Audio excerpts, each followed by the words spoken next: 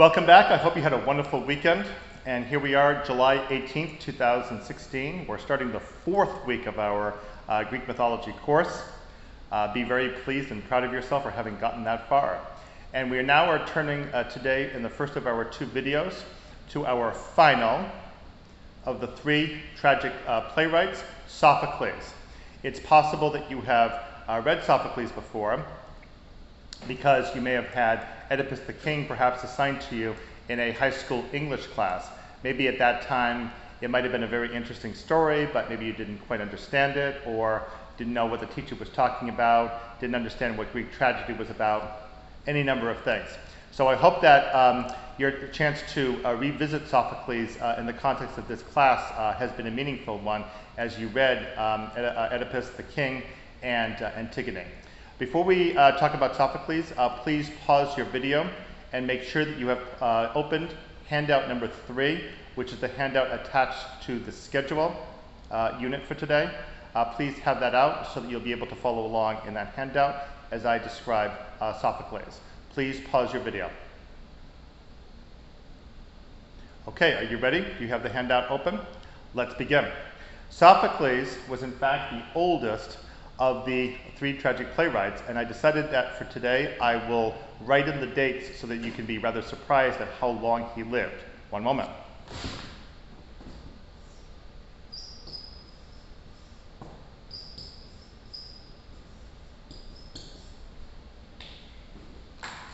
If it strikes you as unusual that a man can live 90 years in the ancient Greek world, oh, you are so right.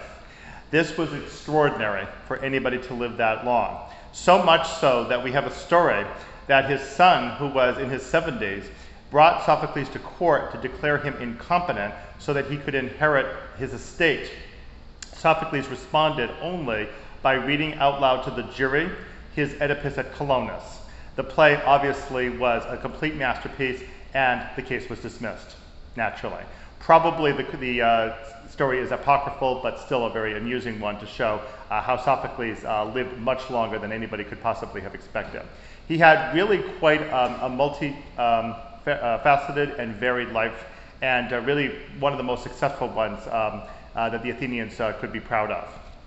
So his bio is that he was indeed born in 496 BC. We have that date from the same marble from Paros that gives us the date for Aeschylus's date that you saw previously in chapter 3 of the Dowden textbook.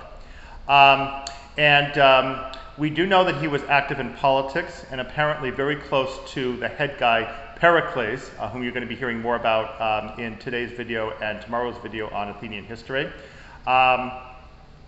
He was a very accomplished general, and when the Athenians had a setback during their big league of allies, when the island of Samos tried to revolt, this was one of the major islands in the east, you can find it on your map, that revolted from the league under Athens. This was in 440 BC. Sophocles and Pericles teamed up as co-generals to bring Samos down. Thereafter, Sophocles was highly respected both for his tragic writing and for his generalship in Athens.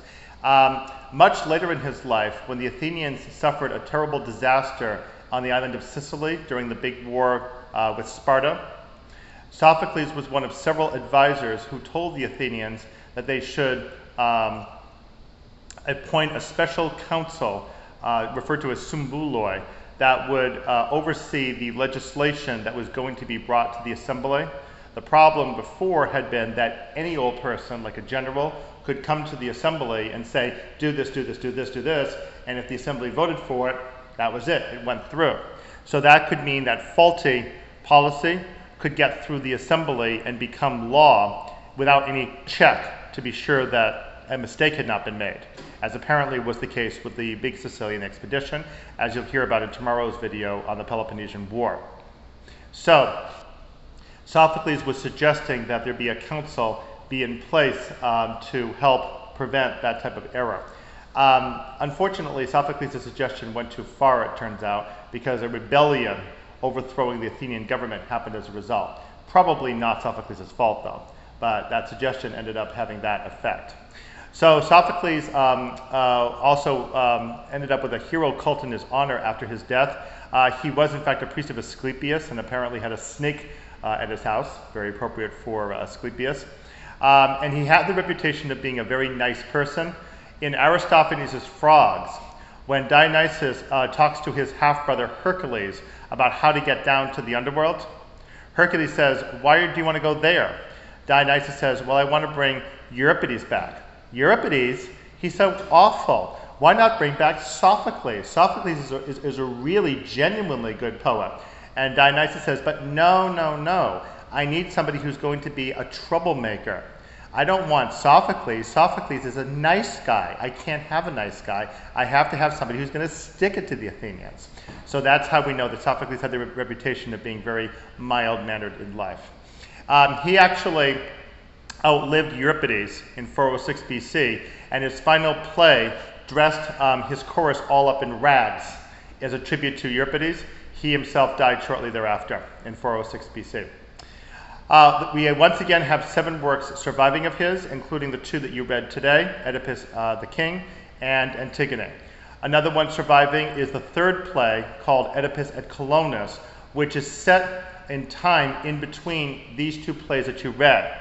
Be careful, however, you might be tempted to think that they make a trilogy, like the one you just read for Aeschylus. They in fact do not. They were performed at 3 separate times, and except for Oedipus at Colonus, which we know to be 401 BC, 5 years after Sophocles' death, we do not have any information about the production of the other 2. We think maybe Oedipus Rex was performed 427 BC because it would have been just after this huge plague that struck the city of Athens. So the plague that strikes Thebes at the beginning of that play might well have been the counterpart to the one that the Athenians were really suffering, but that's speculative. We don't actually know that for a fact. Okay, so Sophocles is an example of what we call middle style. So we've had low, that was Euripides, low down here. High up here was Aeschylus. So low is tell it like it is. Show mankind for all their warts and blemishes as they are. High is gods are the ones who run everything. Mankind cannot do anything. So now we have the middle. The middle still features the gods fairly prominently, as Aeschylus would have it, but it's now mankind's decisions that ultimately determine how various courses of action will emerge. So middle style is a man, a tragic hero, who gets stuck in a problem and tries his best to get it solved and is unable to do it, maybe because of flaws in his personality. But he's not a stupid person, the way that you often see with Euripides. He's a person who is simply caught between a rock and a hard place and is just unable to resolve the problem to anybody's satisfaction. He may end up being killed. He may also be alive, but be in such abject condition that it's almost pointless to continue living, as you saw with Creon when he loses his entire family at the end of Antigone, or with Oedipus when you see him blinded, basically a beggar, having lost his kingship at the end of Oedipus the King. So the ideal man is the man who struggles as hard as he can to cope with a desperately tragic, unsolvable problem. He is not able to solve it, but his struggling is ennobling, edifying for anybody else reading or watching the play to understand how does a person properly confront a major disaster when it befalls him and he simply is not in a position to get the problem resolved satisfactorily. So that's middle style. So now you have the 2 plays themselves, Oedipus Tyrannus and Antigone. Oedipus Tyrannus is probably the better known one of these 2. This is the one that celebrates the tragedy of the king of Thebes, Oedipus. He himself had a rather strange birth because he was sent away by his parents because of the fear that he would grow up and kill his father and marry his mother. So he was sent off to Corinth and grew up believing that he was the son of the king and queen of Corinth. The problem was that somebody actually accused him one day in a bar of being of incorrect birth. So he went off to the oracle of Delphi to ask further about that, and then got the oracle saying that he would kill his father and marry his mother. So he deserted Corinth and rode off to Thebes up north. On the way, as he was going along the road, he suddenly came in confrontation with a big chariot. Apparently there was some kind of dispute because there were three roads coming together as to who had the right of way and which way everybody was going. It led to a brawl. And in the midst of the brawl, our traveler Oedipus probably smashed the head in of the guy traveling on the chariot and ended up killing him. He did not know who that actually was. Kept on going, made his way to Thebes.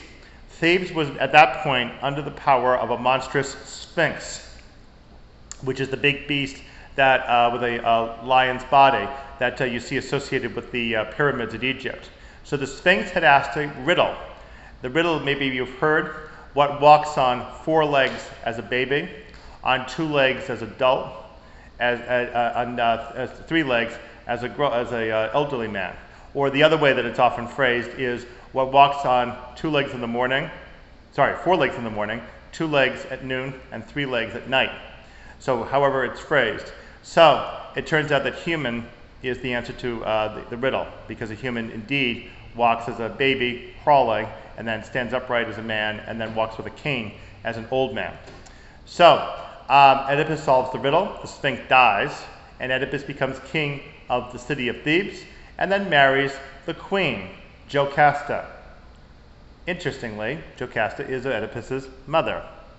So Oedipus has actually killed the king of Thebes, Laius his name is, who actually was his father. And now he has married the queen of Thebes, who actually is his mother. So unbeknownst to Oedipus, he has fulfilled the oracle. So he lives on for a time as king with Jocasta, and then another plague strikes the city, and that's when we have the story that you read about in Sophocles' play. So the sense we have here is that we have a very determined man, Oedipus, trying to get to the truth, but we also have a man who's very stubborn. When Creon appears to be responsible for having tried to lead a rebellion against Oedipus by feeding information that Oedipus was actually the murderer, Oedipus is very quick to accuse Creon. When Tiresias first will not tell Oedipus the information he wants, then under duress does tell Oedipus the information that he wants, except that it's not what Oedipus wants to hear, then Oedipus of course accuses Tiresias of being blind in mind as well as in eyesight. Little does Oedipus realize at that moment that Tiresias will in fact be correct, and that he will have to eat his words very, very bluntly. So what's really neat about this story is that it builds up one slow step after another. First we find out that Oedipus may have killed the king, and it's only later that we discover that Oedipus might actually have killed his father, who also happened to be the king. So Oedipus has to deal with 2 pollutions.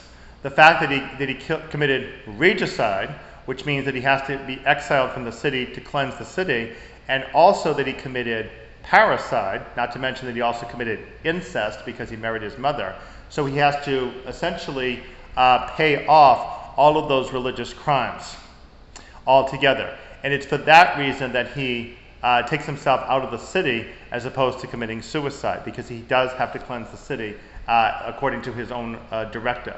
It does take some time, you'll notice, for Oedipus to realize that he himself is actually chasing after himself, that he is the murderer after whom he seeks, even though he was told that by Tiresias.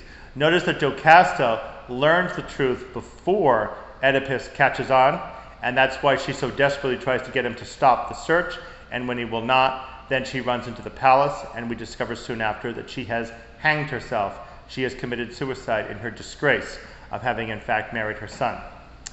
So Oedipus ends up a beggar, blind. He does not want to look upon the world around him anymore. And maybe the blindness symbolizes the blindness of heart, what the Greeks refer to as ate, A-T-E, meaning that he made a moral, judgmental error, that he was blind to the consequences of everything that he was doing. In this case, the fact that he was so stubbornly trying to push to get the truth forced him to discover for himself that actually he was the villain that he was trying to seek out, and that also that he was responsible for personal pollution because of his act of killing his father and marrying his mother. Now, unfortunately, the unhappy legacy of Oedipus does not stop there when we go to Antigone, because after Oedipus's exile, which we discover in Oedipus at Colonus, was for some odd reason delayed for some years, and also occurred for a different reason than was originally planned on, we have Oedipus's two sons, Eteocles and Polynices. They are, first of all, Creon, who is Oedipus's brother-in-law, is the regent until these two grow up. When they grow up, the rule is that one of them will rule for 6 months and then hand over the throne to the other. Eteocles rules for 6 months, but unfortunately, when it comes time to let Polynices get his turn, Eteocles refuses. Polynices races off to Argos to get his uncle Adrastus to send himself and 6 other warriors to attack the 7 gates of Thebes. And that's why we have the reference 7 against Thebes. In the resulting war, Eteocles and Polynices fight a duel. Both of them are mortally wounded and die in combat. Creon now must reassume the kingship. When he does so, he declares that Eteocles will receive a publicly paid burial by the state, but that Polynices' body will be taken out of the city and thrown out to be consumed by crows and vultures as punishment for his treason against the city. It is interesting that it seems to go overlooked that it was Eteocles who provoked this assault by refusing to give Polynices the rule when Polynices was due it. But that fact oddly goes by the books. So, we now have the crisis of Antigone. She is one of 2 daughters of Oedipus, the other one being Ismene. Antigone wishes to bury her brother in accordance with her own sisterly duty. Creon's decree, however, does not permit it. Ismene, the other sister, tries to persuade Antigone not to go through with any rash action because women should not be in the position of challenging the state, which is, of course, run by men. Antigone, however, is intransigent and insists on sneaking out to the body and giving it a burial with dust. And she actually does it twice. The second time, a guard catches her, and she is taken back in and brought to Creon. So Creon accuses her. She refuses to admit any wrongdoing. Creon finally sentences her to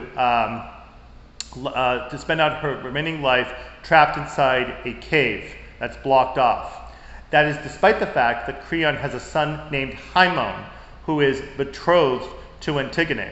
Haemon comes to Creon after Antigone is led away and tries to persuade Creon not to act tyrannically in this respect because the people of Thebes are listening in on what's going on and are gossiping about it and saying some unkind things about him, which means that his reputation may be suffering. And remember that aside from one's life, few things are more important to Greeks than reputation. It really matters a lot, especially for a leader. So Creon refuses. It takes Tiresias, the prophet, to make another appearance, to show up and to tell Creon, no, you're doing something wrong. The gods require the body to be buried, regardless of any material circumstances that led to the death of that person. Creon finally gets it.